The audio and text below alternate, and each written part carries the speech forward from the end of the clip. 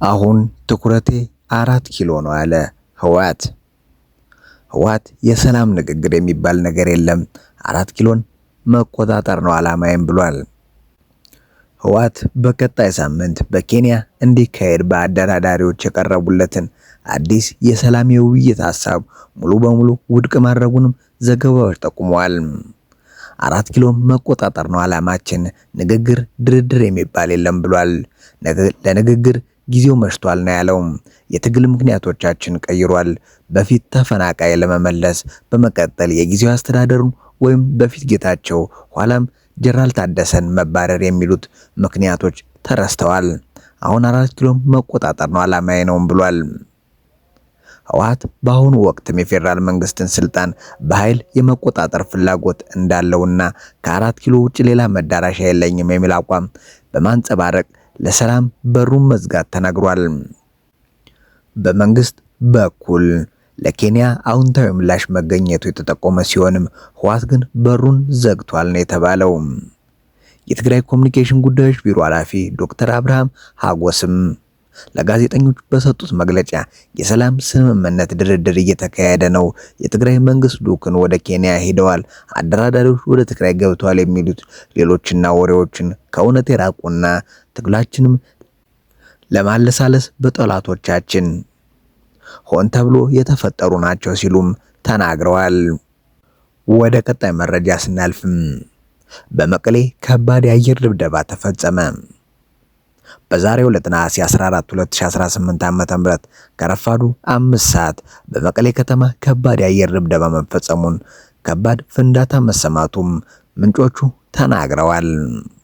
ወደ ቀጣይ መረጃ ስናልፍም በአዳማና በተለያዩ የሀገሪቱ ከተሞች ወጣቶችን በጸጥታ ኃይሎችም አብዛኛው ታርጋ የሌላቸው ባልታወቁ መኪኖች አፈሳ የመወሰድ እንዲሁም ቤተሰቦቻቸውን ከፍተኛ ገንዘብ የመጠየቅ ድርጊቶች እየተፈጸሙ መሆኑንም በማህበራዊ ሚዲያ ላይ አነጋጋሪ ጉዳይ ሆኗል።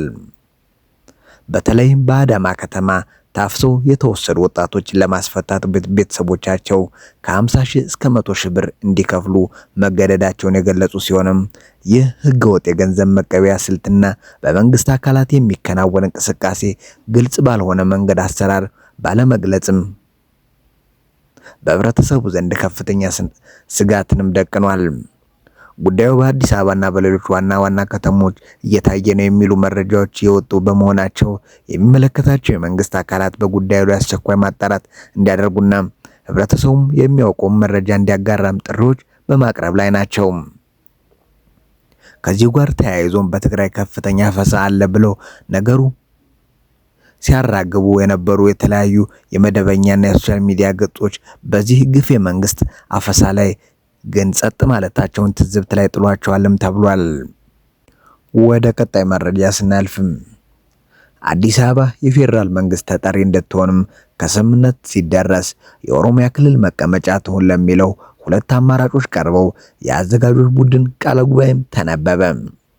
35ኛ ቀኑን ባስቆጠረው ዋና የምክክር ጉባኤው 500 ሰዎችን በያዙ ቡድኖች ተመካካሪዎች ሲመካከሩባቸው የነበሩ ምክረ ሐሳቦች 500ዎቹ ሰዎችን ከያዘው ቡድን ከደረሰ በኋላ ቡድኑ ተመካክሮባቸው ከ8ቱ ቡድኖች ለተመረጡ 120 አባላትም ላሉትም ምክረ ሐሳቦች አዘጋጅ ቡድን መቅረባቸውም ይታወሳል።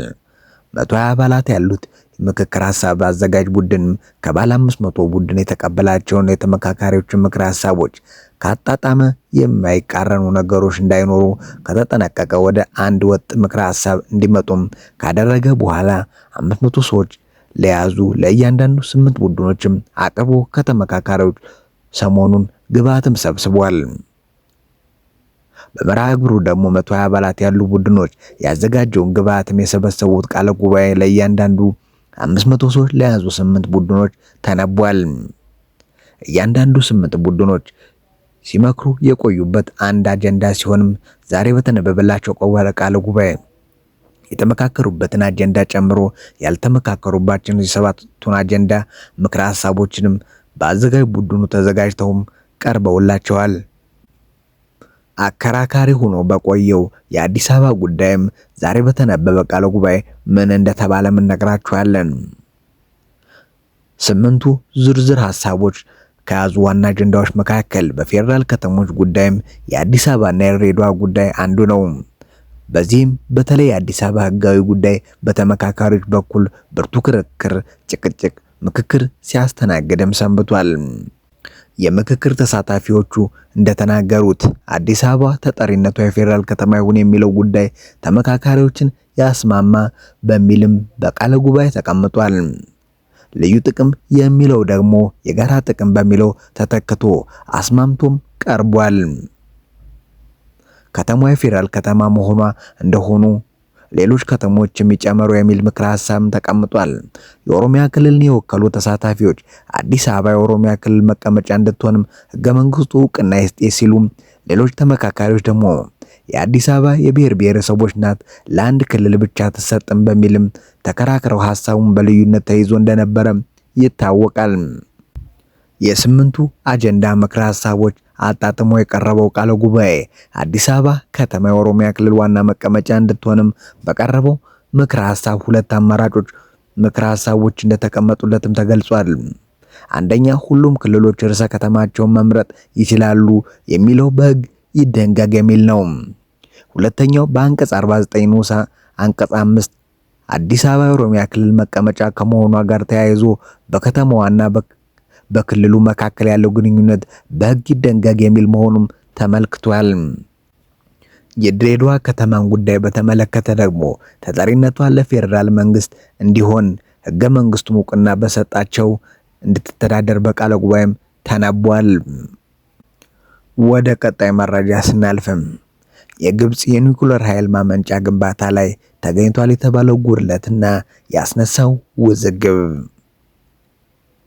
የግብጽ መንግስትም በአገሪቱ የሚገነባውን ኤል ዳብ የኒውክሌር ኃይል ማመንጫም ማብላያዎችንም ላይ ጉድለት እንደተገኘ በመግለጽ ግንባታውን የሚያከናክነው የሩሲያ ኩባንያ ላይ አቅርቦታል የተባለው ወቀሳ ውዝግብም አስነስቷል። የግብጽ የኒውክሌር ኃይል ማመንጫ ባለስልጣን ሮስቶም በተባለ የሩሲያ መንግስት የኒውክሌር ኤነርጂ ግንባታ ኩባንያ ላይ ይህንን ወቀሳ ማቅረቡንም የዘገበው የአሜሪካው ዲጂታል ጋዜጣ ፖለቲኮ ነው። በግብጽ ባለስልጣን መስሪያ ቤት ተጽፏል የተባለው ሚስጥራዊ ደብዳቤና ሌሎች የውስጥ ሰነዶች በፖለቲኮ ዘገባ ላይ ተጠቅሰዋል። የግብጽ የኒውክሌር ኃይል ማመንጫ ባለስልጣን ያልተጠናቀቁ የኒውክሌር ማብላያዎች ግንባታ ላይ ጉድለት እንደተገኘ እንዲሁም የኒውክሌር ደህንነት አሰራር ላይ ጥሰት መፈጸሙንም በመጥቀስ ኩባንያውን እንደከሰሰው ዘገባው ያመለክታል። ከዚህ ዘገባ ይፋ መሆን በኋላም መግለጫው ያወጣው የግብጽ ተቆጣጣሪ መስሪያ ቤትም ዘገባው ስለ ፕሮጀክቱ ትክክለኛና ሚዛናዊ ያልሆነ ምስል እንዳቀረበ በመጥቀስም አስተባብሏል። ግንባታው እየተከናወነ ያለው ዓለም አቀፍ የኒውክሌር የደህንነት መስፈርቶችን በተከተለ መልኩ እንደሆነ ገልጿል። ክሱ ቀርቦበታል የተባለው ሮስቶም በበኩሉ ተጽፏል በተባለው ደብዳቤ ላይ የተጠቀሱ ክሶችም በፕሮጀክቱ የኮንትራት ቴክኒካል እና የቁጥጥር አሰራሮች የተረጋገጡ እንዳልሆኑም በመግለጽ ለፖለቲኮ ምላሽ ሰጥቷል። በግብጽ ሰሜናዊ የባህር ዳርቻ እየተገነባ ያለው የኤልዳብ የሀገሪቱ የመጀመሪያው ኒውክሌር ኃይል ማመንጫ ነው። ግንባታው ሲጠናቀቅ በአጠቃላይ 4800 ሜጋዋት ኃይል የማመንጨት አቅም ይኖረዋል። የኤልዳባ ፕሮጀክት በአሁኑ ሰዓት የዓለም አቀፍ ግዙፍ የኒውክሌር ኃይል ማመንጫ ግንባታ እንደሆነም የግብጽ ባለስልጣን መስሪያ ቤት ባወጣው መግለጫም ጠቅሷል። ግብጽ ይህንን የኒውክሌር ኃይል ማመንጫ እየገነባች ያለችው ከሩሲያ መንግስት ጋር በፈረመችው ስምምነት አማካኝነት ነው። ማመንጫው የሩሲያ ዲዛይን የሆኑ 4 VVER 1200 ማብላያዎችም ይኖሩታል።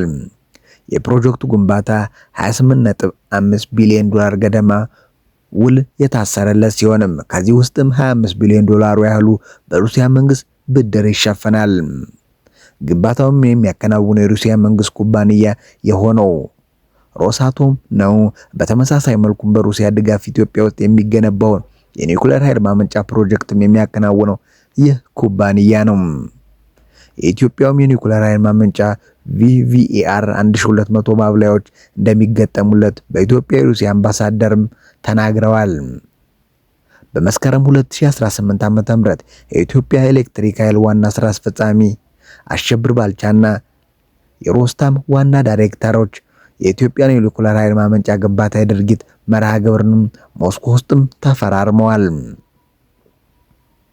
10 ዓመት እንደሚወስድም ለሚጠበቀው ግንባታ የኒኩለር ኃይል ማመንጫ ጣቢያም ማቋቋሚያ ቦታዎች ልየታ እንደተከናወኑም የኢትዮጵያ ኒኩለር ኤነርጂ ምክትል ኮሚሽነር አብዱራዛቅ ኡመር ለብሔራዊ ቴሌቪዥንም ተናግረዋል።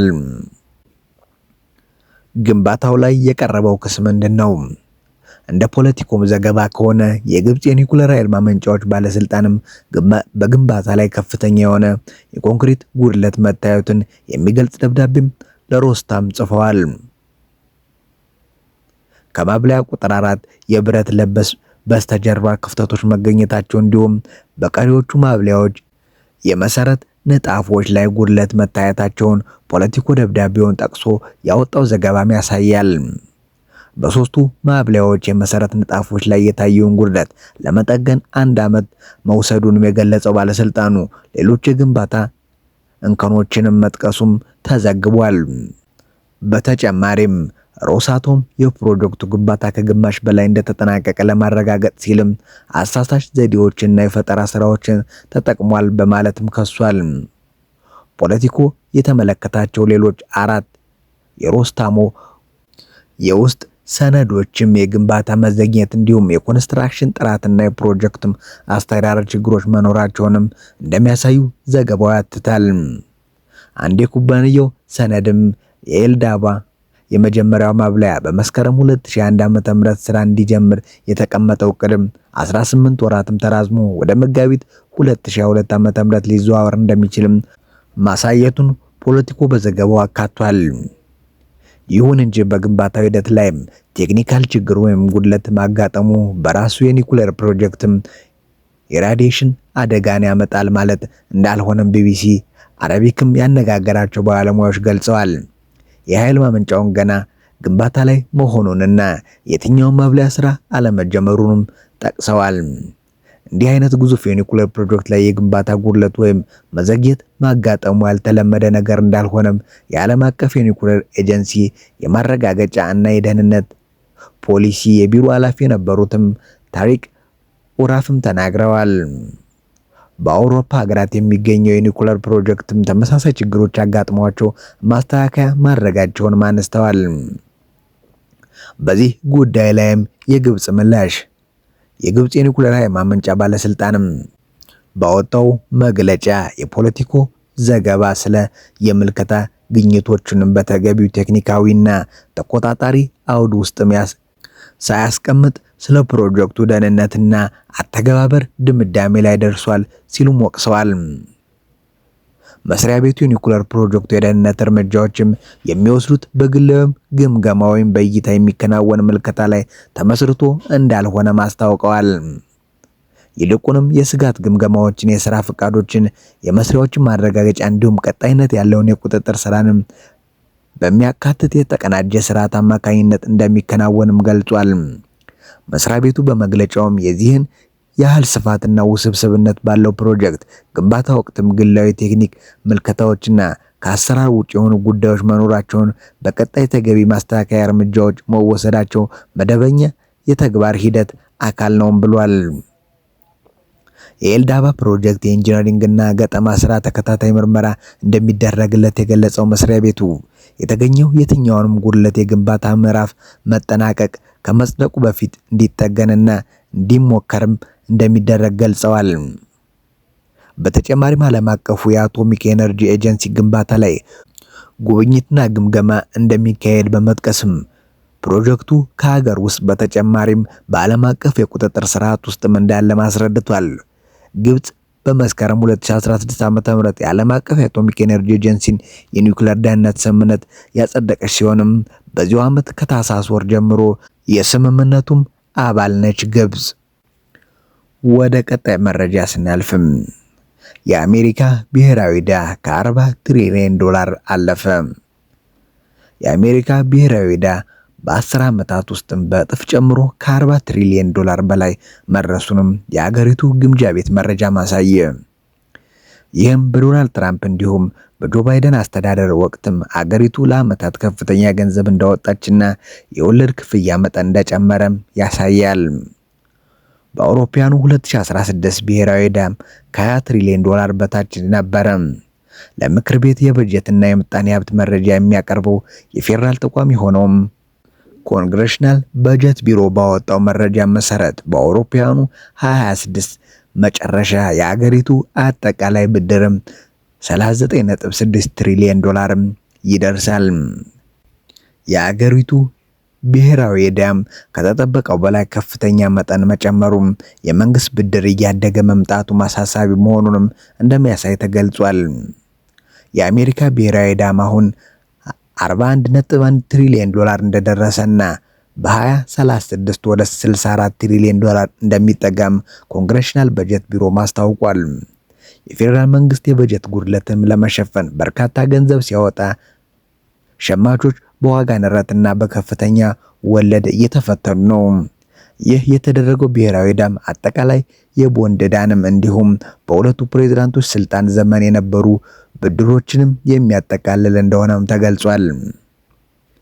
በዚህ ሳምንት ማክሰኞ ዕለት ያለፉት 30 ዓመታት የቦንድ ወለድም 5.34% ደርሷል። ይህም በዓመት ውስጥም ከፍተኛ ነው።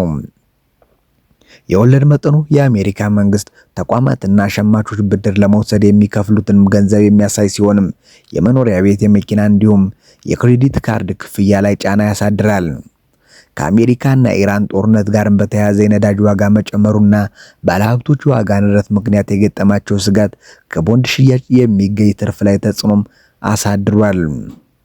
መንግስት እንዲሁም ሰው ሰራሽ አስተውሎት ላይ የሚሰራው የቴክኖሎጂ ኩባንያዎች የሚወስዱት ከፍተኛ የብድር መጠን የኢንቨስትመንት የሚገኘው ትርፍም አጠራጣሪ እንዲሆንም አድርጎታል። የአሜሪካ ግምጃ ቤት ለረጅም ጊዜ ቦንዶች ንብረትን ወደ ጥሬ ገንዘብ በመለወጥ ድጋፍ እንደሚሰጥም ገልጿል። ከአውሮፓውያኑ መስከረም 9 እስከ ታህሳስ 4 ድረስም ድርሻቸውን መልሶ የመግዛት እርምጃውንም ቢያንስ በእጥፍ ጨምሮ ከ2 ቢሊዮን ዶላር ወደ 4 ቢሊዮን ዶላር እንደሚያሳድግም አስታውቋል። የኦክስፎርድ ኢኮኖሚክስ ዋና ተንታኝም ጆን ካንቫን እንደሚሉትም ግምጃ ቤት ገዢውን ለመጨመር ያስተላለፈው ውሳኔ የረጅም ጊዜ ብድር ወጪንም ለማቃለል የሚደረግ ሙከራ ነው። የረጅም ጊዜ ብድር ውጭ ላይ የታየው ተጽዕኖ ከነዳጅ ዋጋ መናር፣ ከዋጋ ንረት ተጋላጭነትና ከዓለም አቀፍ እንዲሁም ከተቋማት ብድር ጫና ጋር የተያያዘ መሆኑንም ተናግረዋል። ነገር ግን ካለው የዕዳ ክምችት አንጻርም ግምጃ ቤት ድርሻውን መልሶ መግዛቱ ለረጅም ጊዜ እፎይታ በመስጠት ረገድ ብዙም ትርጉም እንደማይኖረው ማክለዋል። በጀርመኑ ዲዜድ ባንክ ከፍተኛ ተንታኝ የሆኑትም ረኔ አልበርቻት እንደሚሉትም የአሜሪካ መንግስት በረጅም ጊዜ 5% ወይም ከዚያ ከፍ ያለ ወለድ የሚያሳድረውን ጫና የሚፈራው የመንግስትን እንዲሁም የግል ባለሀብቶችን የብድር ወጪን ከፍተኛ ስለሚያደርግ ነው። ከ3 ወራት በኋላም የአማካይ ዘመን ምርጫ እንደሚደረግም በመጥቀስም ግምጃ ቤቱ የወለድ መጠን ለመቆጣጠር እርምጃዎች መውሰድ እንደሚኖርበት አክለዋል። ስላዳመጣችሁ እናመሰግናለን። ቸር ቆዩልን።